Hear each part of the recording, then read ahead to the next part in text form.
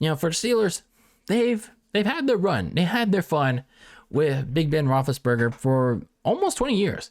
Ben took them 3 Super Bowls, won 2 of them. They got them multiple division titles, and overall was a key to their success for the most part. However, with everything though, with time, Big Ben eventually, he eventually became the next victim of Father Time.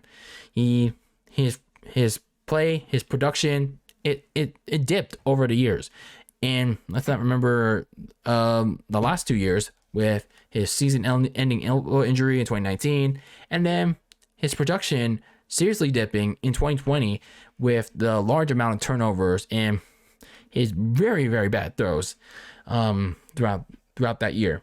So despite all that, the Steelers won the division, won the AFC North, but then they got destroyed at home. They were very fortunate that there were no fans at that time against the Cleveland Browns. But still, the Pittsburgh Steelers went to 2021 with some expectations of at least winning the AFC North again. And you still had Mike Tomlin as the head coach. Big Ben decided to come back for one last run, or perhaps one last paycheck, because he still had a large amount of salary in this contract. So Big Ben coming back for his 18th season, and who knew at the time it was going to be his last, despite the horrific wildcard loss at home. But the problem was the Steelers wound up losing key players in free agency like Bud Dupree, Matt Filer, and the Steelers really didn't do much to address those losses. I mean, they did do some things in the draft, like getting Najee Harris at running back and a tight end called Pat Freiermuth, but they didn't really do really much of anything to address the losses at key positions. So going into the season, you were kind of like lacking in some areas, and you also didn't have much of a succession plan for Big Ben in the event that he did retire after the season at the time again. So it was going to be a pretty competitive division, and the Steelers were kind of the old guard. But for Pittsburgh, they still wanted to give Ben at least one last go at a potential playoff run. The problem was they were running into some issues all season long. Despite having the winning record by season's end, these problems were very persistent all season long. The offensive line was struggling all early and often. They struggled to keep a already aging Big Ben protected, and they were pretty much giving no room for Najee Harris to run.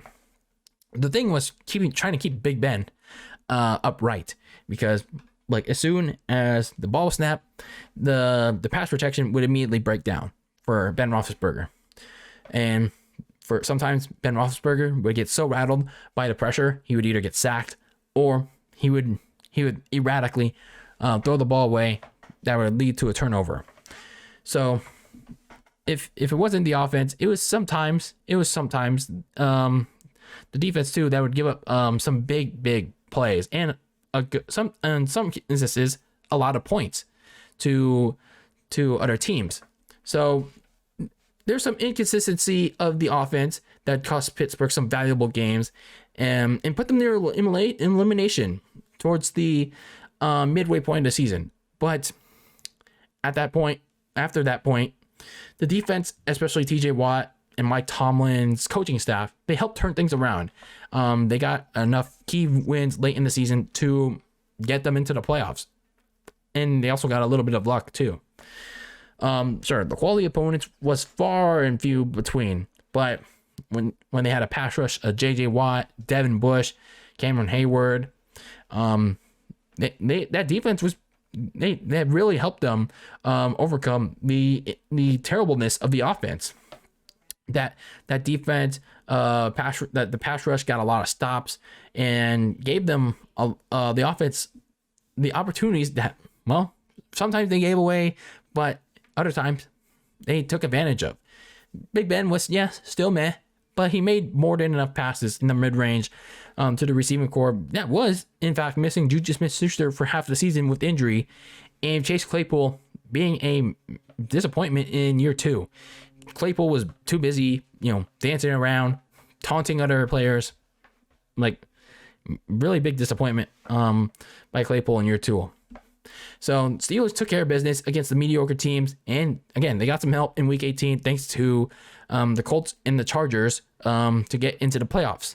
Now, the final 2 wins included Big Ben's last road and home wins against their division rivals, the Cleveland Browns and the Baltimore Ravens.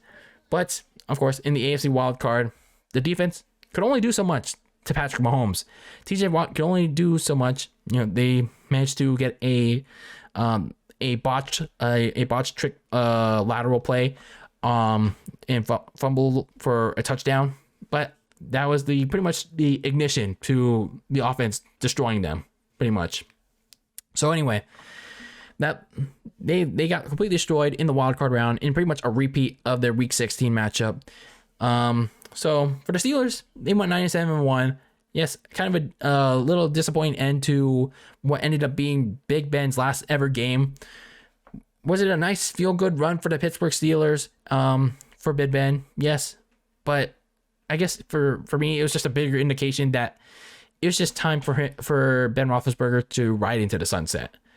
So pretty much all it did was make Ben go out on a super whopper in that AFC wildcard game because, again, he got blown out in his last ever game. I mean, was that really the memory that like most quarterbacks would want to go out on? Really? So nonetheless, the Steelers, I guess, they gave Big Ben one last dance in the postseason. And again, as he expected, he finally retired after the season ended. So after 18 years, the 2-time Super Bowl champion finally retired. And in his prime, he was a very efficient passer. But the problem for the Steelers now is that they don't really have much of a succession plan in place. For whatever reason, general manager Kevin Colbert throughout the years had no interest in at least finding a pet project for Ben to mentor, get him up to speed and, get ready in time for when that time came for Big Ben to retire. Hey, we have our quarterback ready to go, but nope. They literally had to sign a quarterback off the streets, and did they ever? They got the former and first ever Nickelodeon MVP, and his name is Mick Trubisky. Yes, they got the former MVP, the first ever MVP, Mitch Trubisky. But man, MVP Mitch has some big shoes to fill. And in what's going to be a wild AFC North that has Deshaun Watson, Joe Burrow, and Lamar Jackson, oof, just oof. So hopefully whatever he learned in Buffalo, backing up Josh Allen for a year, hopefully he learned that very well. So this is going to be a big offseason, probably already is so far for the Pittsburgh Steelers, because not only do they have to fill the void for Ben still, which they already did with Mitch Trubisky, but we'll see. But they have to keep giving Trubisky some tools to success. So going to the offseason, they started with around $31 million in cap space. Some of their key free agents include Juju Smith-Schuster, who ended up going to the Kansas City Chiefs. They still have Joe Hayden on free agency. Ray McLeod ended up going to the San Francisco 49ers. Taco Charlton, the edge rusher, and right guard Tri Turner. I don't know how to pronounce it. So some of their needs that they already addressed so far, some of their key offseason moves was that they obviously signed Mitch Trubisky, and then they re-signed one key piece to the Steelers defense, and that was corner Ahkello Witherspoon. For a team that was released by the Seahawks a year ago and also let go in free agency by the 49ers, Witherspoon really did solid in his first year in Pittsburgh. And they also signed Bills corner Levi Wallace to kind of solidify that Bills secondary. They also revamped the offensive line a little by signing Bears guard James Daniel and Viking center Mason Cole. So giving Mitch Trubisky a little bit of protection. And they gave the defense a little bit of a boost as well. Give TJ Watt some help some help with Jaguars linebacker Miles Jack. Yes, that same Miles Jack that was giving the L's. That was giving Pittsburgh the L's in that divisional game a couple years ago. So some of the things that they still need to address throughout the offseason is a wide receiver. They have to get the best wide receiver, whether it's in the draft or whatever's in the bargain bin, because, well, they have Chase Claypool, but they don't really have anyone else at that other opposite wide receiver end. They already lost Juju Smith-Schuster. They haven't really had a top receiver option since, well, I hate to say it, Antonio Brown. So they have to get the best available receiver. I'd say their best option is in the draft at number 20. Don't know who that is, but whoever's available, get him. They also have to continue to build that offensive line around Mitch Trubisky, give him the best protection, because the offensive line, again, last year for Pittsburgh was one of the worst. It really was one of the worst. So the defense is already tightened up. Now the offense should be the main priority as you go into a new era for Steelers football. So it was a nice 18 years for the Pittsburgh Steelers with Big Ben Roethlisberger, although not so nice decade considering Big Ben's decline in play and then the debacles with Le'Veon Bell and Antonio Brown.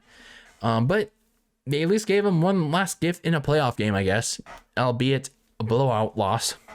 But now they face the deadly future. Now they face what could be an uncertain future. Sure, they got the MVP, Mitch Trubisky, but the Steelers better hope that MVP and whatever he learned in Buffalo can at least help them survive a wasteland of what is going to be the AFC North.